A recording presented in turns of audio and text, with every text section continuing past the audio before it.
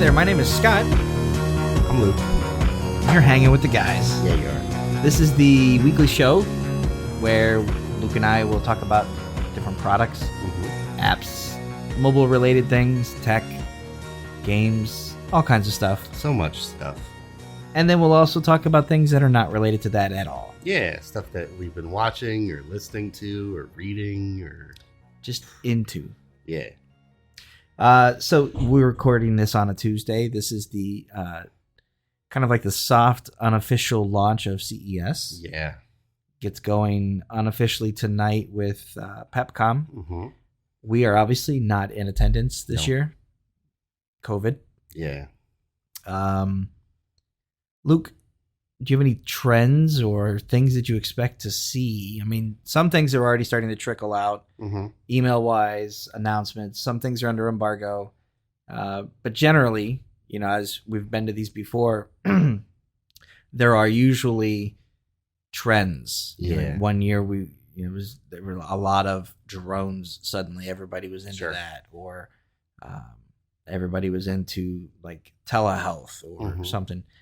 Do you have any guesses as to what we'll see? I think we'll probably see more things set up for remote working. So whether it's conferencing, video conferencing technology, or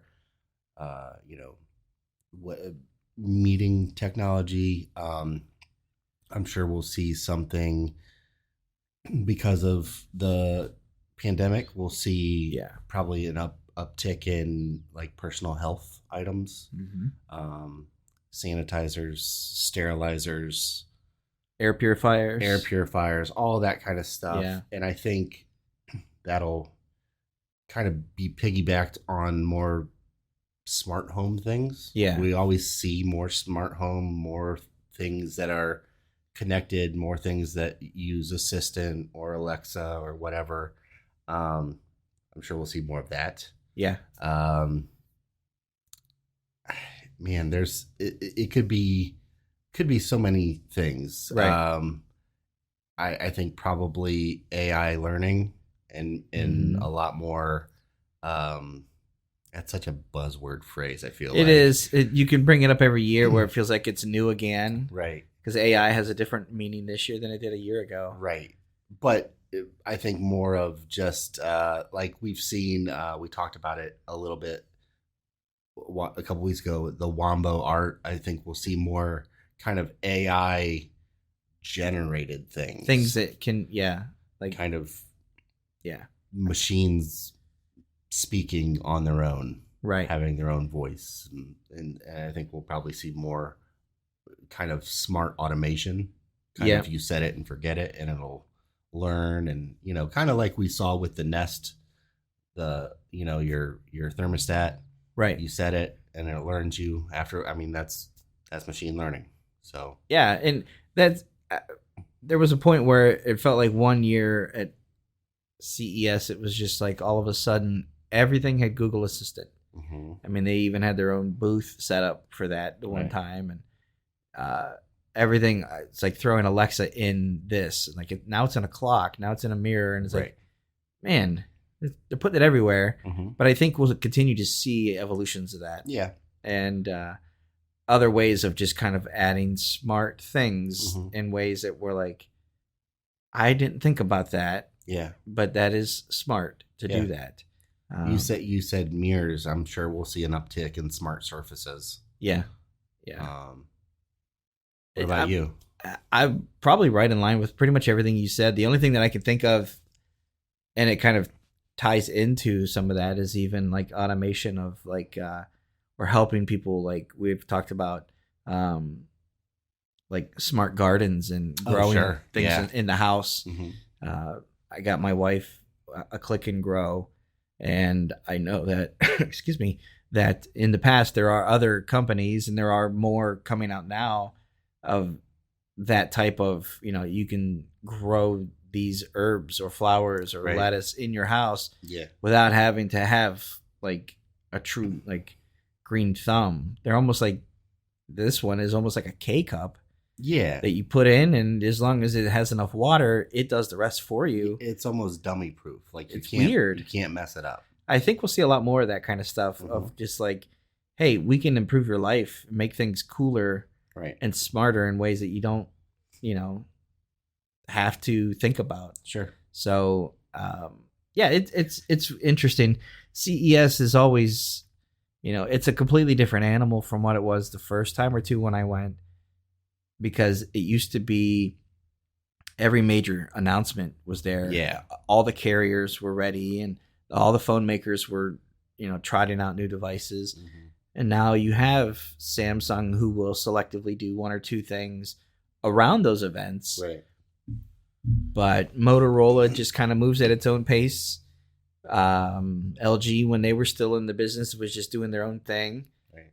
OnePlus, and now the global brands that are starting to creep into the U.S., they may, but I think that might be more of a Mobile World Congress kind of play. Yep.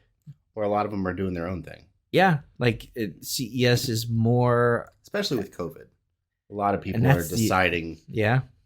they're either not coming, right? Yeah. They're saying, hey, we're out. We're going to, not risk any health to anybody involved. Or they're saying, we're going to do our own thing because of that. Yeah. I think it... I wanted to say last year was just like that sit it out year. Yeah. But I mean, everything changed so quickly in the last few weeks to see companies that are pulling out saying, oh, we're not going to attend. Yeah. I get that. I mean, even myself, I came down with COVID since we last recorded. Mm-hmm. And, it was in my house, my wife, my son. And it really kind of changed like the perspective of like, even Mobile World Congress is in another, 6-8 weeks. Mm-hmm. Would I consider going to that? I don't know. Right. At this point, if I had to commit and give an answer today, I'm not. Mm-hmm. So I don't know what that looks like for CES as a vendor. Right. Like, are you on the hook for this money? Are you just going to eat it and not go? Yeah. Is there any provision in place, or are they saying, well, sorry, we're still having the event, so if you pull out, you still owe it. Yeah, you have to pay one way or the other. Right. I didn't expect that. Right. It'll be interesting to see the, photos and videos from people in the industry that we know are there, of what the traffic looks like or what booths look like. I know we'll have, a couple huge, big spectacle booths. We see a lot of that stuff automotive wise. I don't know what we'll see there. Or to go somebody like Samsung who touches everything. Mm-hmm. And you have appliances and TVs and computers and refrigerators and all of these things in this huge section. Mm-hmm. How packed that is. Mm-hmm. It isn't like you're a niche product that people kind of find their way over, but it's like, what does the LG presence look like? What does Sony's presence look like? Sectioned off booths with only X amount of people in at a time. Yeah. To experience it, or it'll be interesting. Yeah. I think it's a good thing that it's happening as long as it's safe, right? But yeah, I'm excited to see the chatter that comes out and the announcements and some of the stuff we, like you said, we've seen already, and some of the stuff we can't talk about that we've seen. Right. But we will actually talk about in another episode later this week. Yeah. As we kind of compile and curate some of the things that we find to be the most exciting or the most interesting things that, and we'll qualify them as best of CES for as much as we can as, attending it virtually, remotely. We know enough about things to compare one thing to another or to know a brand and their track record and to say, I'm really excited about this based off of their history. So we will have that probably another day or two. So if you're watching or listening, look for that. Probably, I'd say Thursday or Friday. Yeah. We'll have that ready. This is a little bit of a different restructure. I mean, it's a new year. We we punted a little bit intentionally towards the end of the year where it was like, we don't expect people to be listening. A lot of places, we debated even doing what other places do, is rerunning some of the content from earlier in the year. Yeah. Versus just, I don't expect anybody to listen to a podcast, between Christmas and New Year's, and then just getting COVID kind of changed things personally. Like, sure. Man, I don't even want to think about a podcast right now. So, right. But we are going to try some new things for 2022, which is weird to say that. I know, dude. It's weird. No, well, what we were doing is almost like a daily ask commitment of a review. We would do an app or a game or a product or something that we would review. And if you're listening to the podcast and that's how you consume it, that's going to change a little bit, at least in the short term, as we explore some other options. We will continue to have those as part of what we do, but we're going to fold it into the larger, weekly or formatted structure of a show. So bear with us. Right. We know there's not a ton of people out there, and I hate to shake things up for people who are like, oh man, I just started liking what you did, or I just found you. And so if we alienate you, that's not intentional. And if you are one of those people, if you liked the idea of, a short little app review, 5-7 minute thing, let us know. Yeah, like it's going to be included in this episode. Is it worth us pulling it out to offer it individually still? Yeah. Or would it just be better served to ask for a once a week show? Yeah, we're trying a bunch of different angles and kind of seeing which one looks the best. Yeah. So. And this is the first one that we're actually doing on video that we're going to put out as pretty much as it is. Yeah. And just say, here, have it. I'm not going to polish it up. We may add some things in post to these episodes in terms of things that we've reviewed. If we've unboxed it or taken pictures and we're ready to share those things, those will obviously be added to this. But other than that, it's just you're hanging. You're hanging with us. So let's get into the segment. Yeah. Early impressions, hot takes. Any take backs on anything that you've reviewed, or second opinions, an app that you might have reviewed that I've also reviewed. We've done that a number of times. Yeah. I have a couple of things to talk about. Okay. One is kind of a take back. Okay. I liked a game that I had reviewed a few weeks back called Space Merge. And I found it fun and I found it decent. I don't think I gave it an editor's choice or anything. Right. But I don't love it. It died on the vine pretty quickly. Okay. Excuse me. It's the kind of game that I found myself, especially as I was just not feeling well. Like, I don't like this game from the sense of I'm opening it and want to do a couple of minutes with it or challenge myself. I'm opening it and completing a task or two and then kind of putting it away. And I'm okay if I don't return to it that day. Right. It became more of a chasing. I'm playing it because I feel like I have to because I started it. Yeah. I'm at, playing it 53 and 54 now is kind of where I'm at. Do I want to see this all the way to 80? Right. Or whatever it is that they actually have. Right. That's not to say that it's not a fun game, but it's the kind of game that I would qualify it with a little bit more of. It's easy to kind of feel like you hit a wall in terms of merging the planets and using your coins that you've created, and just kind of the mechanics almost wore themselves out quickly. Sure. So I don't want to rescore it or anything, but I do want to say I don't think I like it quite as much as I did. Gotcha. So that was Space Merge. Okay. And then there's a couple of other things for me. We just recently unboxed the Gourmia Foodstation. Yeah. Do you have a food? Do you have an air fryer at home? We do. What do you think of that? I love it. It's a game changer. It really is, man. Like, I love pizza rolls. Yes. You can't do them in the microwave. I was always a staunch, you got to do them in the oven.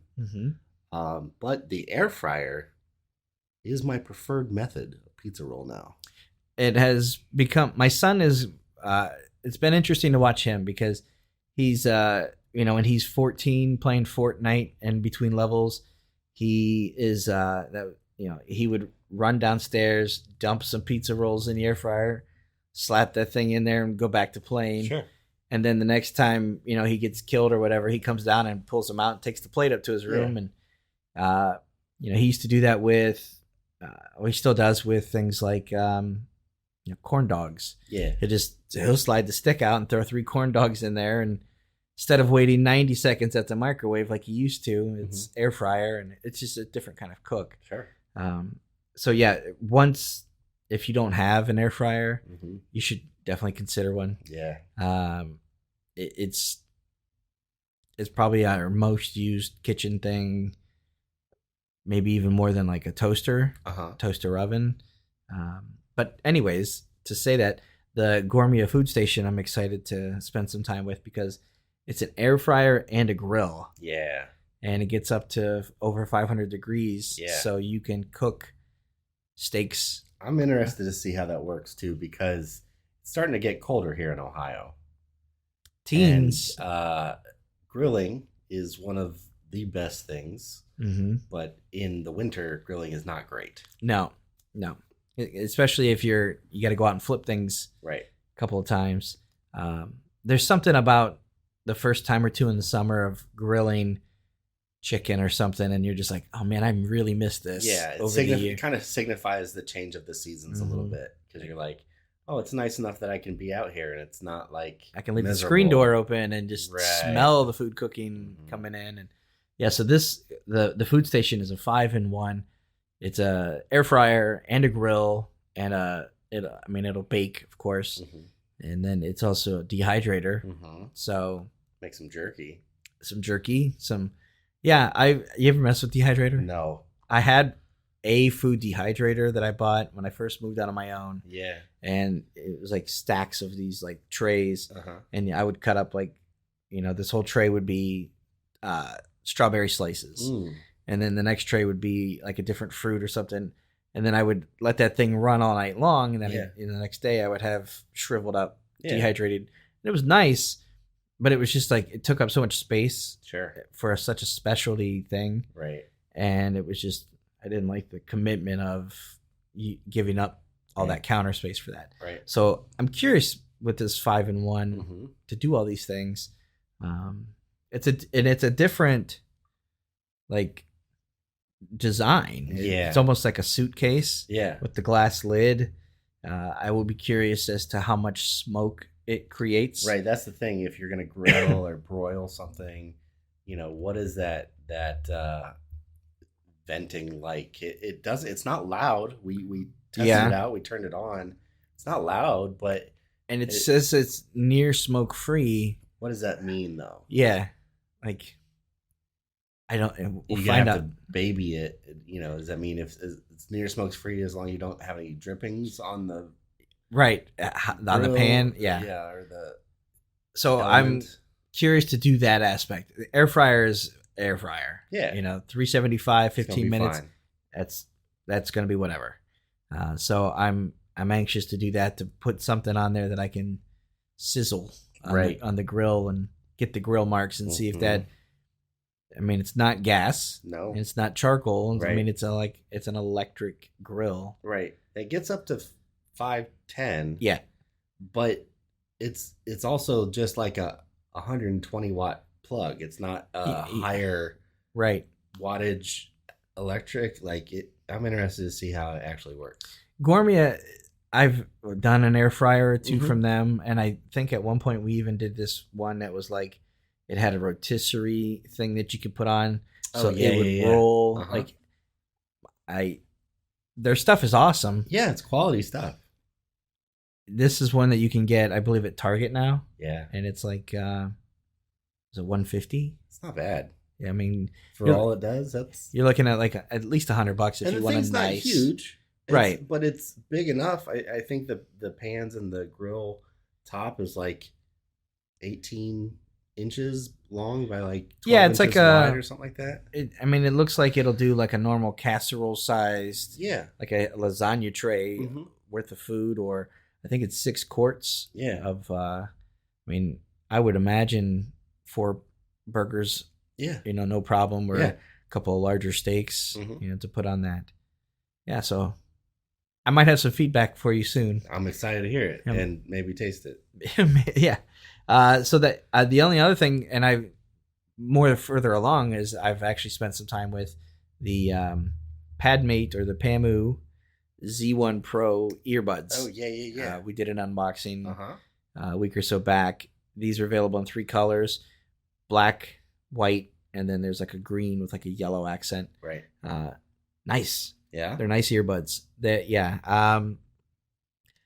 It's hard for me to review earbuds sometimes because I always want to hold on to that. Like, oh, I love these. Right. I'm going to use these now. Right. These are my favorite. And there are, when you get into $100, $150, you're getting into some nicer grade of things. Yeah.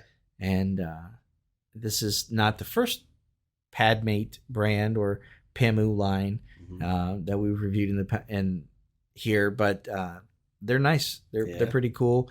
6-hour battery life per charge, nice. Which is, more than most people are going to listen to in a day or two. Absolutely.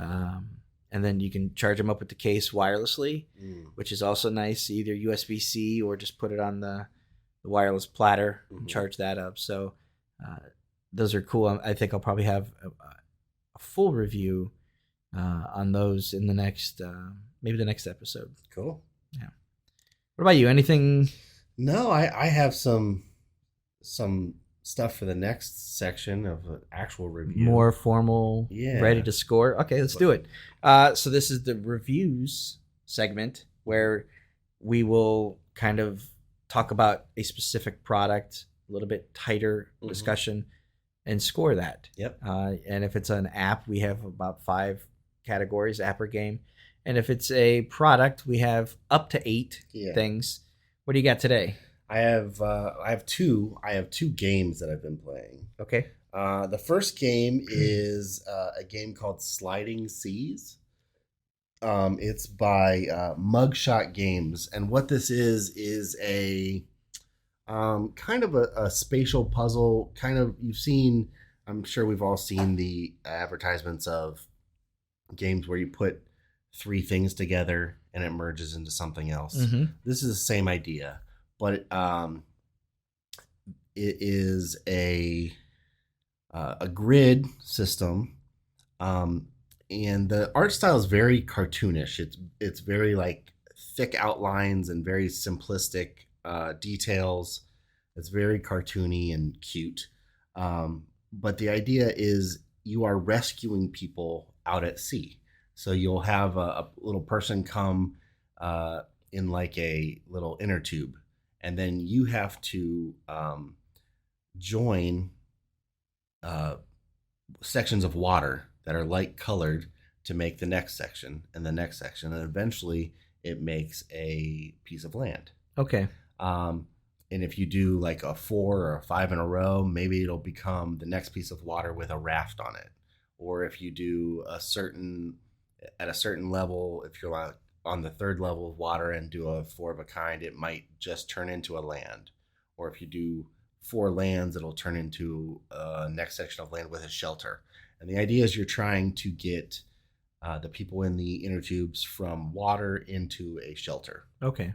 By matching tiles that they're on into making a shelter.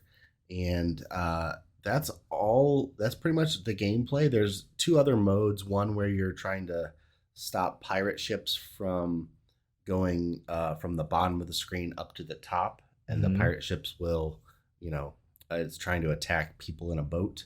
And so you have to, if you connect a sequence of tiles next to the boat, it damages the boat. If you do like 4 or 5 in a row, it creates a mine. And when the boat goes over the like a little floating mine in the water, it blows up and does more damage to it.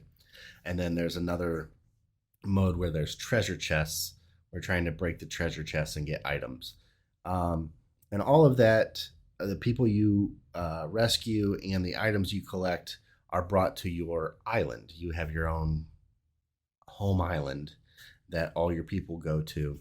And as you rescue people, it grows, and you can change the decorations. You can change the style of trees or flowers and change the colors.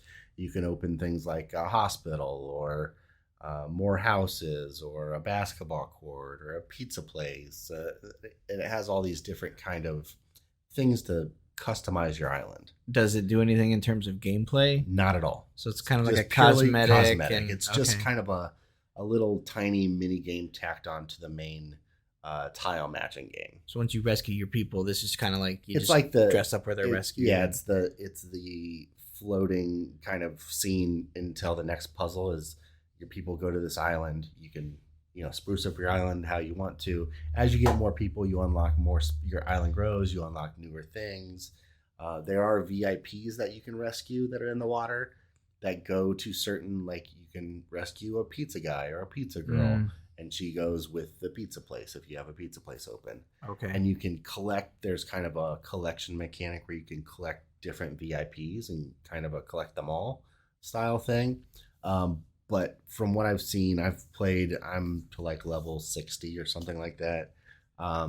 There is no gameplay change based on what places you open or what VIPs you have. They don't give you any extra in-game bonuses. Okay. Now, when you rescue a VIP, you get a reward for getting them.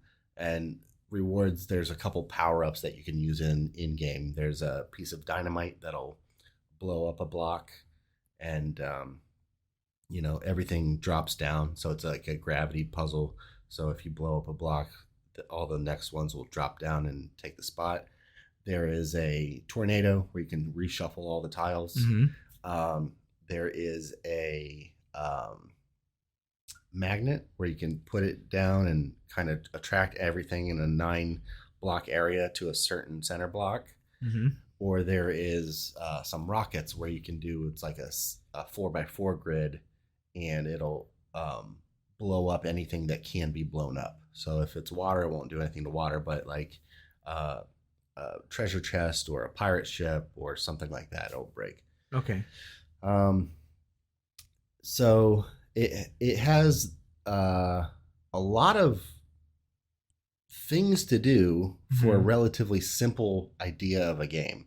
Did you get to the 60 quickly, or was it just like repeated? I've been playing it for about a week. Okay. And it's easy enough. The games are quick enough, and it's not a real heavy thinker that I was able to play them pretty quick. I would say, I don't know, maybe I think total I've maybe spent 4 hours in the game. Okay. So, it's not very hard, but it's one of those games that's an easy. There's no timer on the puzzles. You have amount of moves that you can use. Okay. And if you don't get them, if you don't rescue all the people in a certain amount of moves, you have to retry. Or you can use these things they have diamonds as a currency. You can spend diamonds to keep going to get like 5 extra moves. Okay. And they have an in-app store where you can purchase those diamonds, or you can purchase the power-ups like the rockets or the tornado or whatever like that. So there are some in-app purchases. But it's one of those games where you can just jump in as you want, and in the middle of a level, you can close it. If you get a phone call, or if you have a text message, you don't have to. It's not like if you close the game, unless you hard close your game, you're not going to lose your progress. Okay. So that's what I like. I like it's not a game. Some games that I play, I feel like if I sit down and open it, I know I'm going to be 5 minutes in it for sure, or 10 minutes or 15 minutes. This one, I can open it, play a level while I'm, waiting in line somewhere, and then be out. Okay.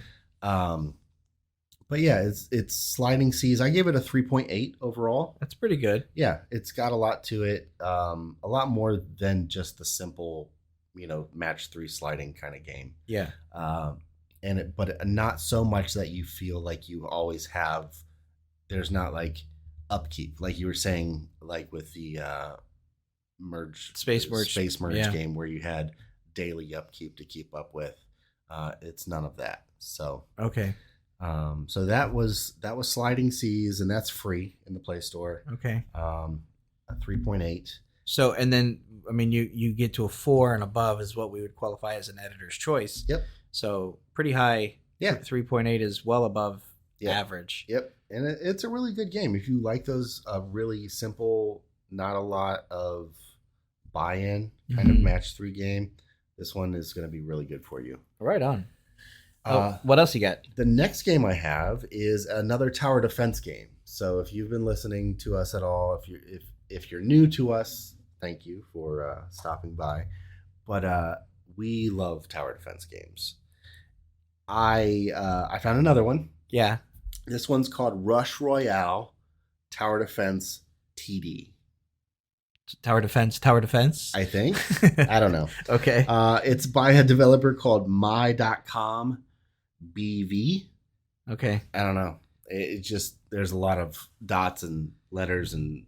So, is it out of the Netherlands or something? I have no idea. BV. Okay. This one's also free. This one is very, very similar to the Dice Clash kind of game, or the PvP dice game that we played, where the Cubic Clash. Yep. Yeah. Where you have a person, you have a certain type of I guess they're adventurers, because this is more fantasy themed. Okay. So there's like a wizard, and there's an electric wizard, and an ice wizard, and a fire wizard, and then you have a kind of like a islander that shoots poison darts out of a blowgun, and then you have like a kind of a gear, like a robot that is. So you have these different characters that you put down as your tower defense, but as you merge 2 that are the same, they turn into another one, another different defense style. Yeah. Okay. So you have 5 types that you bring as your deck. Okay. You bring these 5 into your tower defense deck, and you're playing PvP against somebody else. And when you join 2 like styles and like levels, because you can level them up 1 through 5 or whatever, they will change into either the next level up of the same thing or the next level up of something else. Okay. So you're not, it's kind of a randomness where you're not guaranteed, just because they have 2 fire guys, it's not going to be a level 2 fire guy. It might be a level 2 ice. So that's a little bit of like planning of what 5 would I like to have generally as a team. Right. Okay. And some of them, like the gear one, is very similar to how the gears work in the Cubic Clash, where the more you have connected together, the faster they attack. There's a archer that is just a rapid attack, just shoots arrows very fast. There is like a banner you can put down that anything around the banner is boosted without having to match it. Okay. So there's all these different styles of tower defense character that you can put in your tower, and you have these monsters that go around, and as you kill the monster, just like in the other games, it goes over to your opponent's side. Right? The whole point is to try and overwhelm their side so that they lose their lives and you win. Okay. After so many monsters go by, there's a boss that spawns. And based on how many monsters you have on your side is how strong the boss is on your side. And then, bosses have different abilities, whether they move around the order of your tower defense grid, or they lower the level of some of your characters, or they kill some of your characters, all kinds of different things.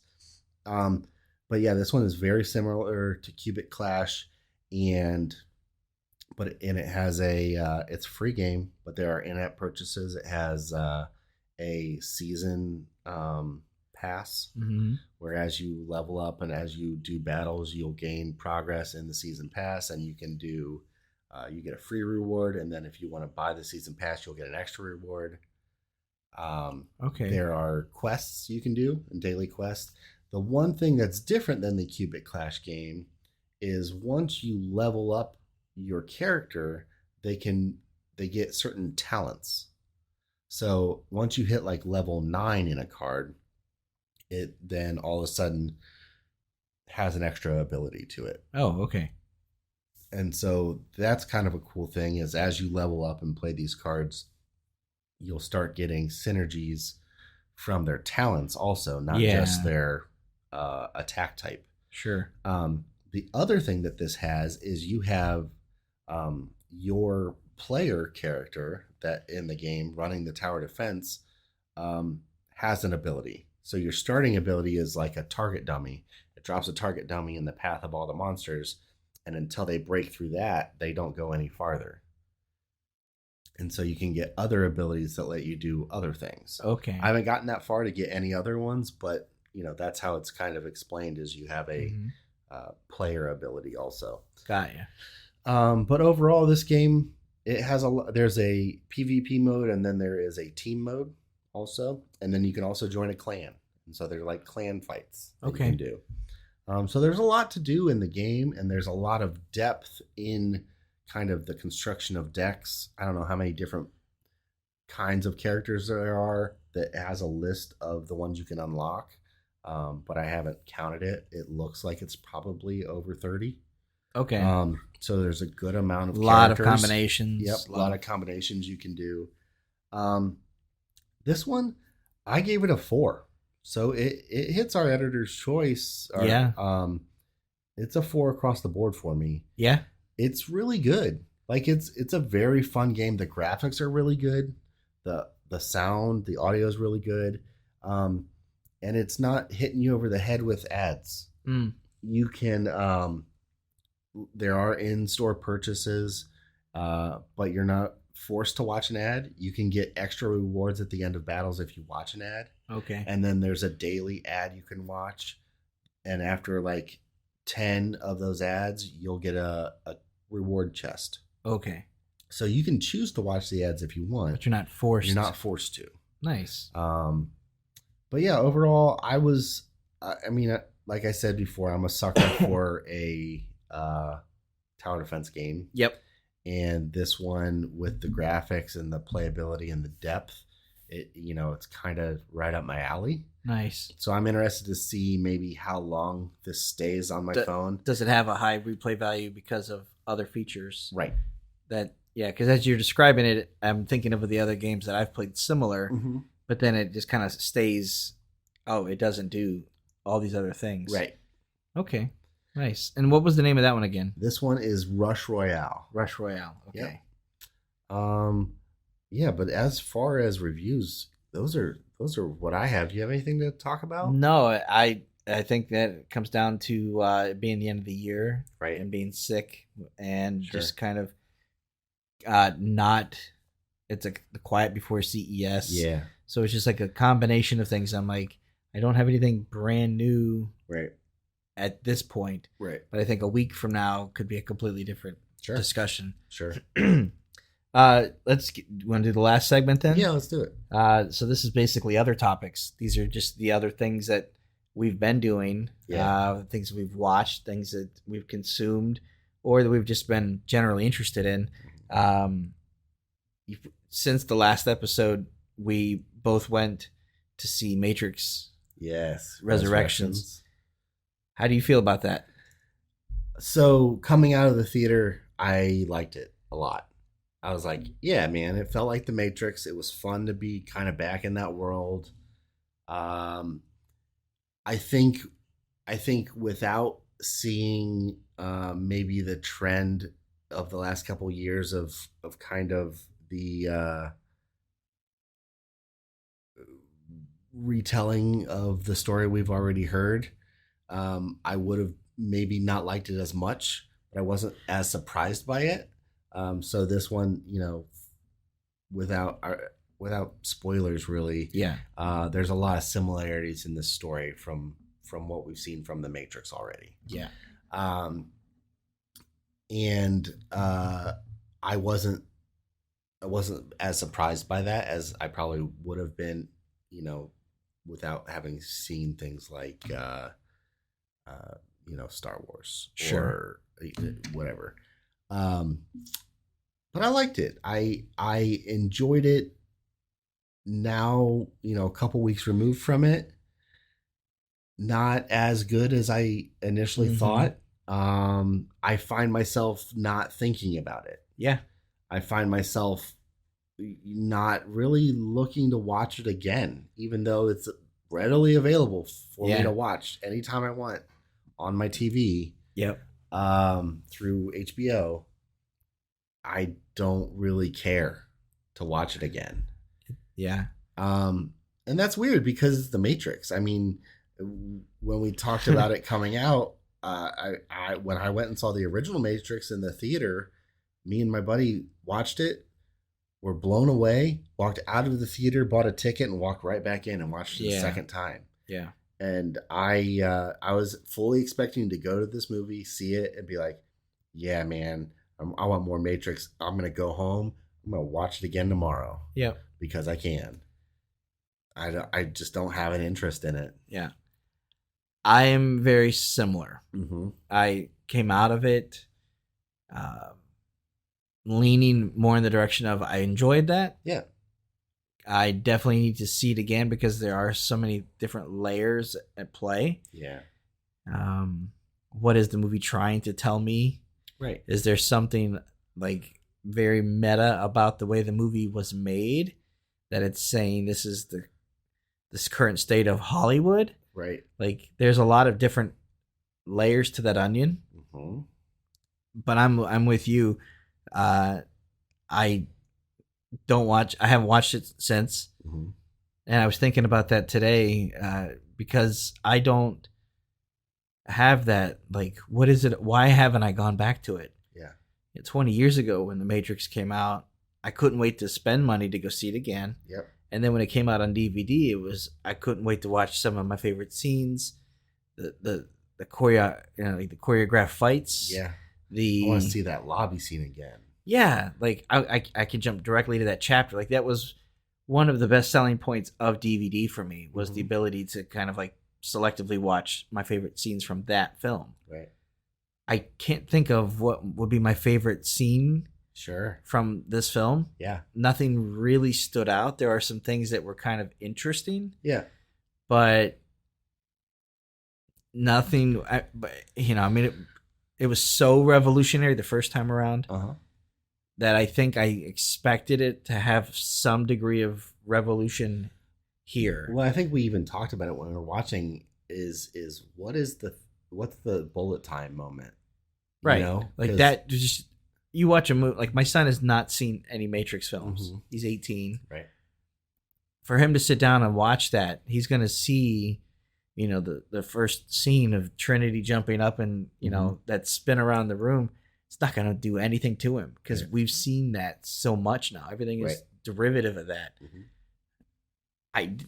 There was nothing in this one. There was some interesting things that they did with like movement of certain characters. Oh, sure. And slow motion. There's and some things. There's some great like time remapping and good CGI. There's some really good CGI. I don't know that it's going to be emulated, mimicked, used over and over. It may be. Mm-hmm.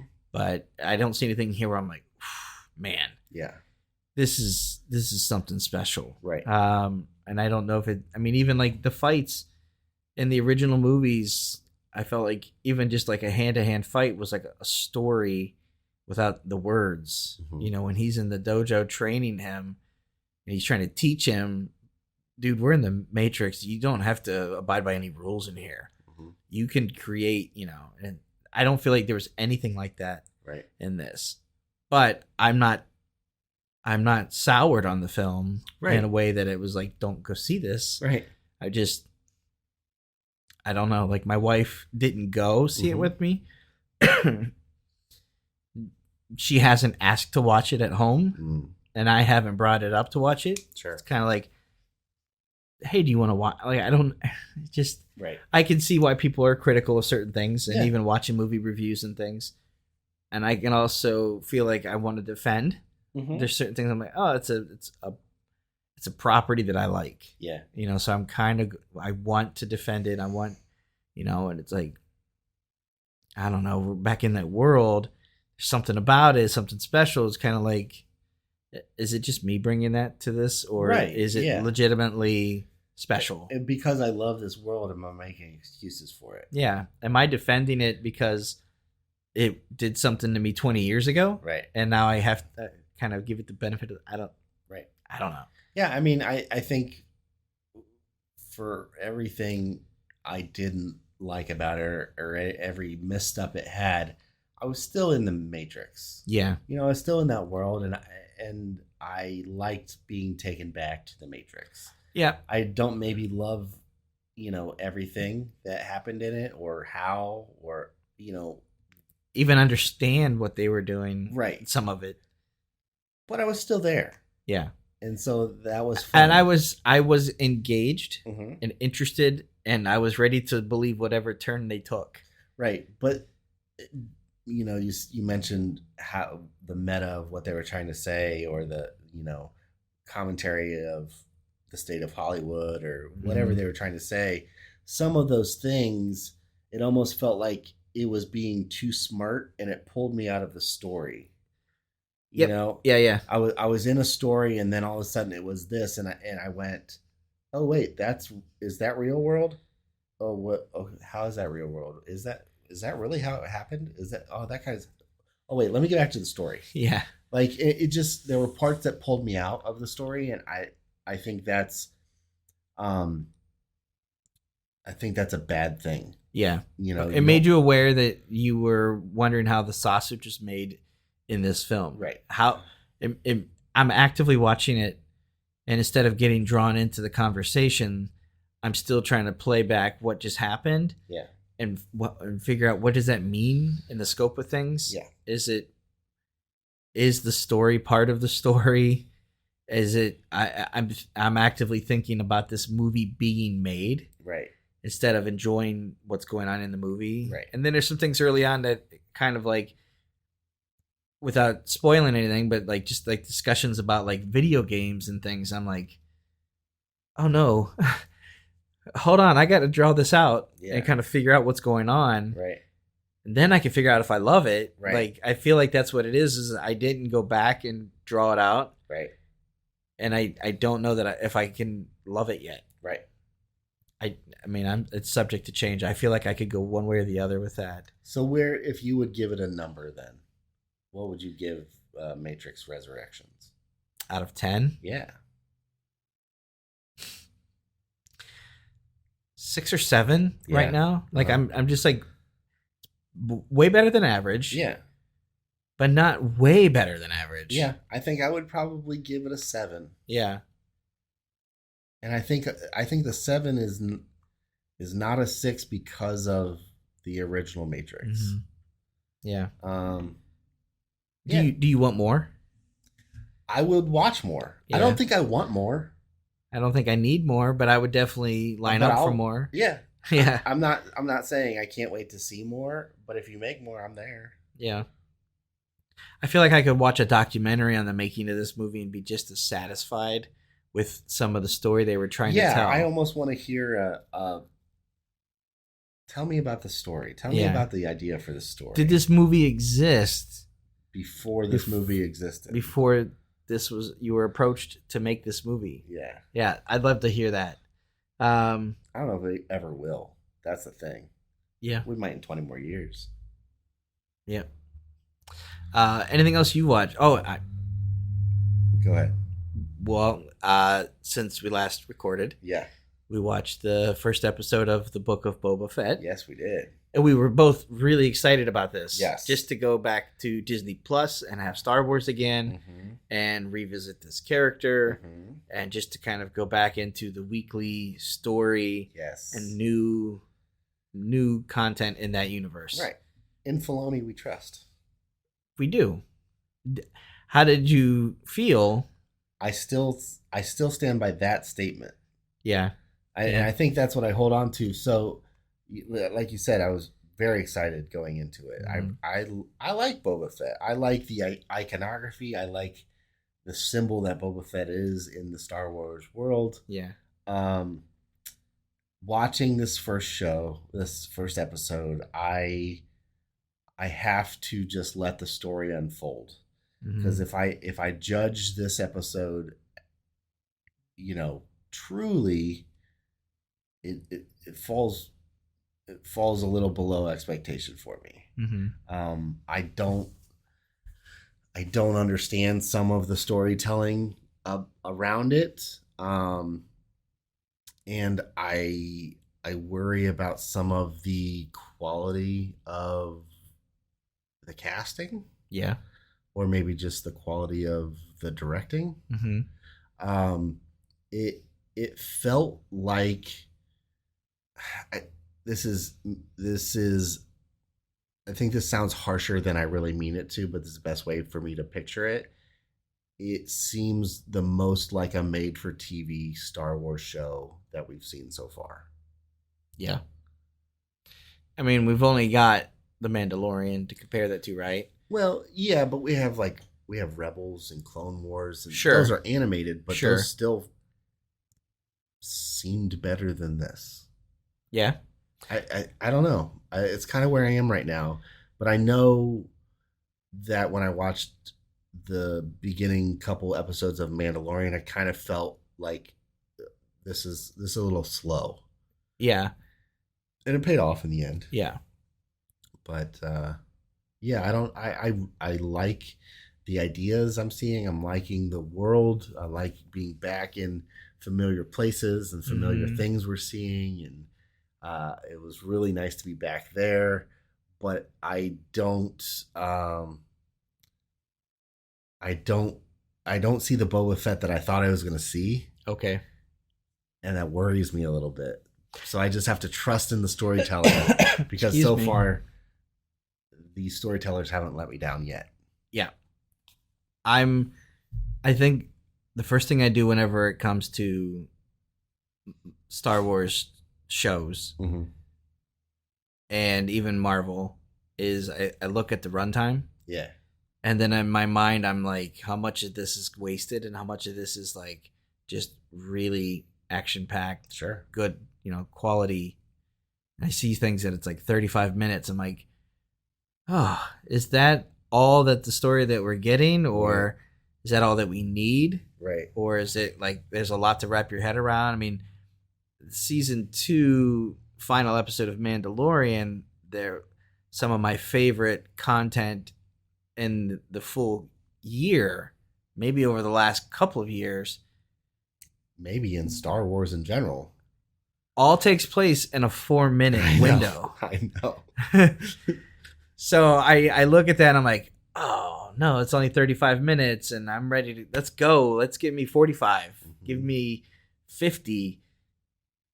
That doesn't necessarily mean they're giving me more because they're giving me more time. But I see that. And as I'm watching the show and this one, I'm like, let's go. Let's get somewhere, Right. But I think it was me bringing some of that to the table, me being so excited to do that, and me seeing, what can happen with good storytelling. But to realize this is a different property, so it has to move at its own storytelling pace. Right. Yeah. For me, my only major gripe is one of the beasts, character, alien things that we see. Yeah. Doesn't feel consistent with the planet location that we've seen in the past. And it doesn't quite feel consistent with other creatures. Yeah. The closest things it might be related to would be like some of the creatures on Geonosis and episode 2, where you see these things that are just almost like insect-like, or Clash of the Titans, like just weird things. Those feel like Star Wars now. When you first see it, you're just like, this is weird. I don't know how that'll grow on me with this one. Sure. I felt like we've kind of explored Tatooine enough that we kind of got a sense for what the life was like on that planet. Yeah, we kind of know maybe what are the potential dangers. Yeah. And this one was just kind of like, oh, wait, we've never seen this before. Yeah. So why haven't we seen this before? Yeah. So for me, it was just kind of like, and now normally every time a new episode would show up, I watch it twice. Mm-hmm. Once first thing in the morning with coffee with my wife, and then later I'll revisit, often that same day or a day later. I haven't watched this one again. And again, I chalked that up to probably just being sick. I had somebody in my house for the week and like some other factors. Right. I might feel a whole lot better about this episode on that second watch. Right. And I feel like it might feel a whole lot better when you realize the pacing of the story. Right. Or is there more at play here than we initially thought? Right. And like, what are they trying to tell us? Is it setting the table for things? And, it's conceivably 7 episodes of, 40 minutes or so. You're looking at about a 4-hour story. If you went to a movie and walked out after the first, 20%, 25% of a movie, you can't really give it a fair. You can't. Yeah. You can't. So I mean, it's Tuesday, so I'm excited to wake up tomorrow, have coffee, and watch it again. Yeah, dude. I feel like I trust the system and the process enough that it's going to be like, all right, now we're cooking. Right. Now we're moving along. So, yeah. The only other thing for me, content wise, is I started and finished Dope Sick. On Hulu. Yeah. That's a good show. Yeah. It's not a show that's going to come back, I don't imagine. Sure. It's like a standalone story. Snapshot in time kind of show. Great acting, great stories, a lot of things that kind of like weave in and out of it, the different characters. And it kind of slides back and forth in time over about a 6-year window. Okay. And you kind of see where things are going, where they are, and then you go back to like, how did we get here, and what are the struggles? But I would definitely recommend that if you're looking for like a nice fact-based drama. Yeah. It was good acting. It was good direction. It doesn't feel like, sometimes things are made for TV. Right. This doesn't feel like it's made for Hulu. It just feels it's good. Yeah. So there's that. And then for me, excuse me, I'm through 7 episodes, I believe, now of Station 11. Ooh, yeah. Every episode is completely different. I'm still tuned in because I don't know where they're going. And I'm still sitting on the book to listen to. And it's a 10-hour book, so I don't want to start listening to it and get beyond where I'm at. Sure. I don't want to kind of color what I think is going to happen. Right. I'm really interested in where things go. Yeah. Have you watched any of it? I haven't yet. It's one of those that I feel like once I start it, I'm gonna want to watch the whole thing. Yeah. So at this point, since I waited a little bit, I think I'm gonna wait till it's done so I can just ingest it all at one time. So they're doing. They did 3, and then they're dropping 2 per week, and then they're gonna do the 10th. Right. So on Thursday they'll add another 2 episodes. It's really interesting. I don't know where it goes story-wise. Yeah. I don't know what the resolution is. I don't know which characters we resolve the story with. I don't know if any one or multiples become protagonists or antagonists to other. Like, there's just different things happening. Right. But it also, again, I mentioned it before, kind of get this like Cloud Atlas vibe of like, something is in the universe happening, or a theme is being repeated over time. I'm very curious, and I have seen reviews where people had a chance to see all of it, and they say that it kind of lags in the middle episodes and then really gets going at the end. I would be curious to have a conversation with you once you start watching it. Yeah. Whether I'm finished or not. Sure. Just to kind of see. Yeah. Yeah. So that's Station 11. Okay. On HBO Max. Yeah. Or HBO. Yeah. What about you? Any other? No, man. So I jumped into season 4 of Cobra Kai. I didn't even know it was coming out. It kind of just like was out of the blue, like, oh wait, this is on. It's one of those shows that like it's not great. Yeah. You know, it's kind of like it was a fun idea for season 1 and then it got really popular and now they're keeping it going, and now at season 4 it's just like we're still back to this. Like you're still deciding things based on this assumption, and you're like some of the characters really haven't grown as much as like is believable. You know, like really, dude, you're still like this kind of guy. I haven't watched anything beyond the first season. Uh-huh. I watched them all on YouTube, and I thought this is really cool to go back to this world and flip the perspective. The narrative is now he's not quite the nice guy. Right. He's, this guy, they had it all wrong about him. And right. I've seen trailers. I watched them of season 4, and I feel like I know what you're saying. Does one of the people you're referring to have longer hair? Yeah. Yep. Yeah. And I see the commercial, and I'm like, oh, yeah, well, yeah, let's go back. Let's add that character back into the mix. But then you look at it and go, has this character not grown as a person? Actually, that character, so I was talking about somebody else. Okay. But that character is actually the best part right now for me. I don't know if I'm like episode 5 or 6 or something. Okay.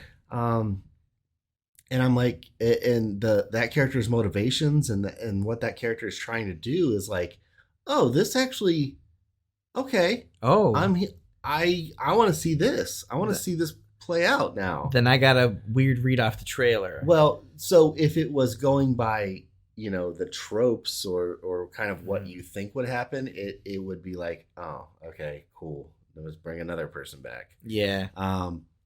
But that character's motivations are interesting. It's interesting to see, is this going to play out, or is this going to be just more of the same?